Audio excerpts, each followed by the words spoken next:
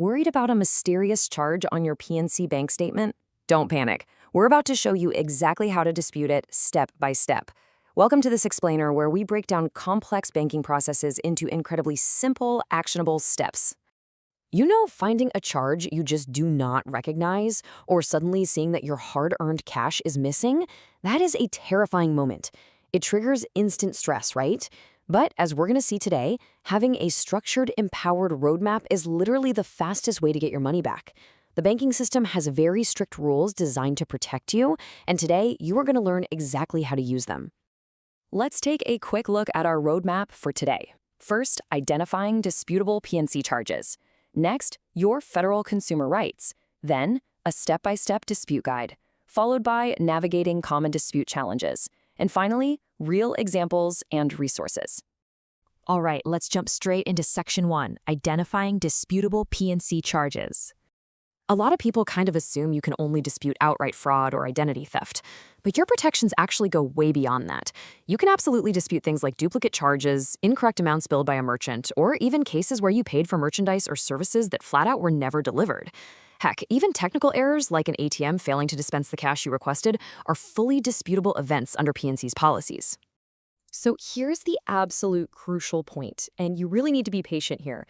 According to PNC's operational framework, you cannot formally initiate a dispute on a pending charge. Why?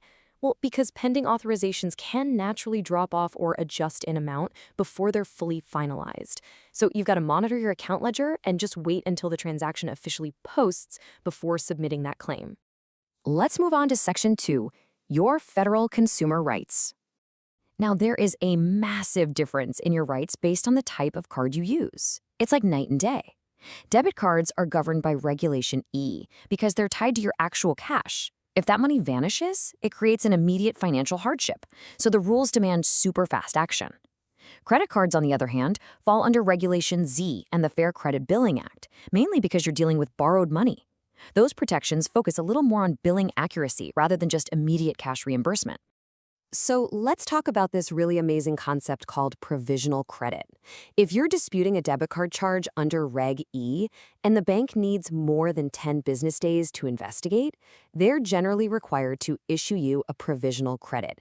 Think of it as a magic mechanism that temporarily restores your missing cash. That way, your life isn't completely derailed. You can still pay your rent, you can buy groceries, all while the bank takes up to 45 or sometimes even 90 days to finish their deep dive. But listen, the clock is absolutely ticking. You have exactly 60 days from the date PNC sends the statement containing the error to report it. If you miss this window, the bank is not legally obligated to investigate at all, and you could be held fully responsible. Once you do report it, the bank usually has 10 business days to provide that provisional credit if they need more time, and generally up to 90 days max to wrap up the entire investigation. Okay, Section 3, Step-by-Step Dispute Guide. So step 1 is often skipped, but is absolutely critical. Always try to contact the merchant first. Merchants have direct access to your purchase info, and honestly, they can often process a refund or void a charge way faster than a full bank investigation. Now, if they refuse or just ghost you, step 2 is to gather your documentation. Save those emails, take screenshots, find your receipts. Then, step 3 is taking all that solid proof and formally filing the dispute with PNC. You do have several options for filing. For a lot of us, navigating the PNC online banking portal or the mobile app is the easiest path. You just head to the Customer Service or Help tab and hit Dispute a Transaction. You can also call their dedicated customer service lines. But keep this in mind. For credit card billing errors, sending a physical letter via certified mail to their Pittsburgh P.O. Box formally preserves your legal rights under the Fair Credit Billing Act. It's old school, but it works.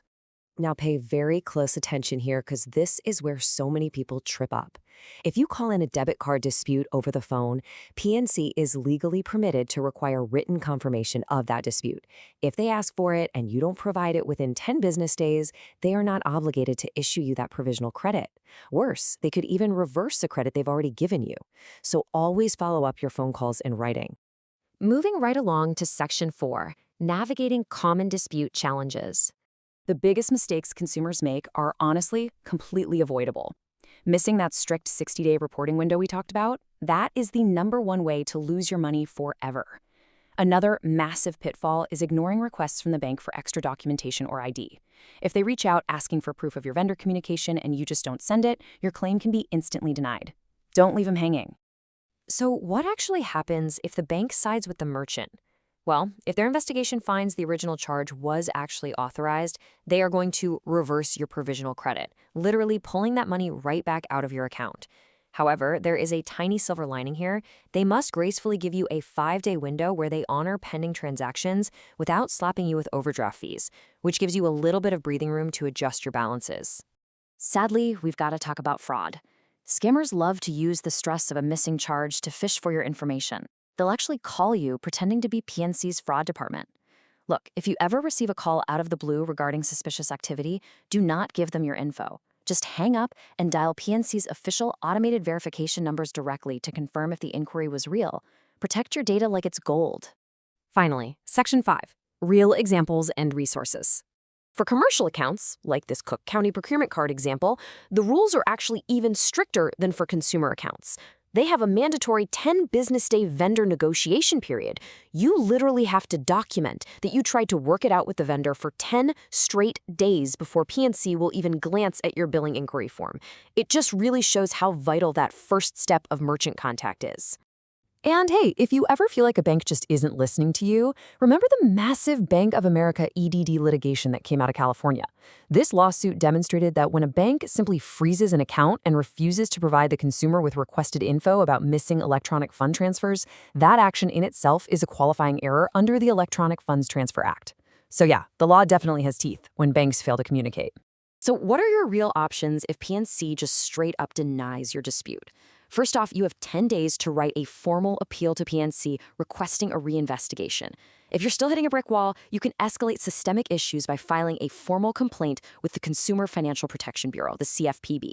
And obviously, if you suspect your identity was fully stolen, head straight over to identitytheft.gov to lock down your profile. Ultimately, the consumer with the best paper trail wins. You've got to treat every missing dollar like you're building a court case. Meticulously document every single phone call. Write down who you spoke to and when. Save every chat log with a merchant and hoard those receipts. The burden of proof is shared between you and the bank, so make your case absolutely undeniable. Make checking your bank statements a monthly ritual, guys. Seriously, set a calendar reminder right now. Because as we've learned today, your powerful federal protections are really only as strong as your vigilance. They only work if you actually catch the error before that 60-day clock runs out. Finally, please take a moment to read our disclaimer. This explainer provides general information on disputing charges with PNC and does not serve as legal or financial advice. For any specific cases or legal inquiries, please consult a financial advisor or legal expert. As we sign off, ask yourself this. If you don't check your ledger tonight, how much of your hard-earned money might be quietly slipping away before that 60-day window closes?